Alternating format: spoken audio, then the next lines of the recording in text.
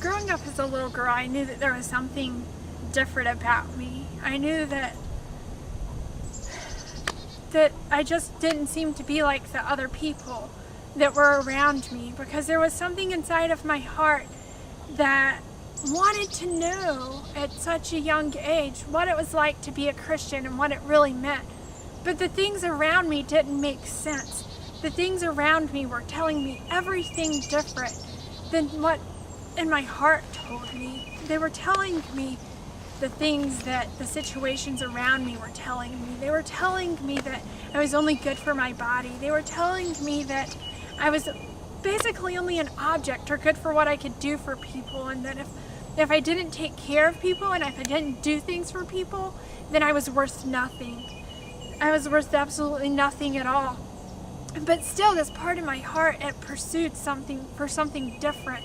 And I never lost that heart, but I began to lose what it took to press into that, because I started believing all of these lies, everything that I had learned around me, and I thought there was no use. I mean, as a little girl, I would go into my room and I would play with Jesus, my only friend, because I knew that he was there. I just knew it, and I would laugh and I would spin in circles and dance. But I stopped doing that, and I got caught up into self-harm and eating disorders, and I started with eating disorder behaviors at the age of 2.5, and I just continued and continued until they grew, and I got into a movement called Pro-Ana. And when I got into this movement, I was certain that I had messed up any chance of God ever really being able to love me.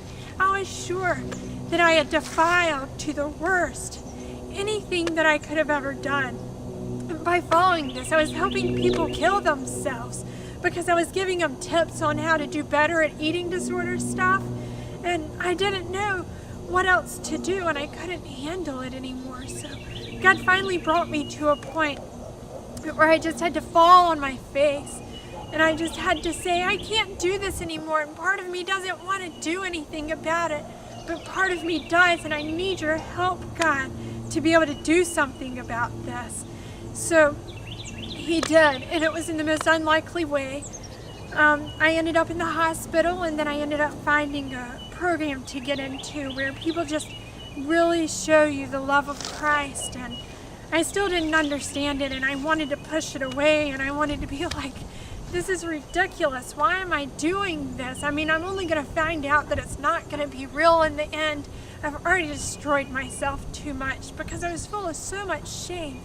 And then one day, I was reading this book, and the book said, it spoke to my heart, and it said, Jesus was silenced so you don't have to be silenced anymore.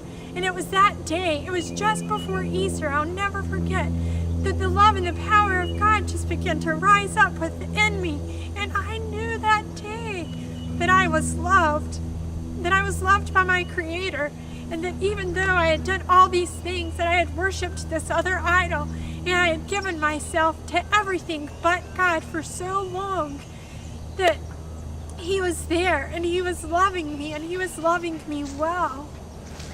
And I didn't love him well, but that didn't stop him from loving me. He still brought me to a place. I was more dead than these trees behind me in that season of my life.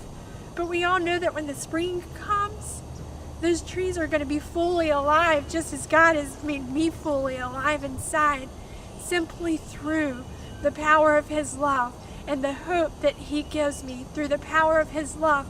And not just him, but he loves me so much that he blessed me with a family of people, and he blessed me with a home that I could call my own, and I could invite others into and share the same love that he has used others to share with me.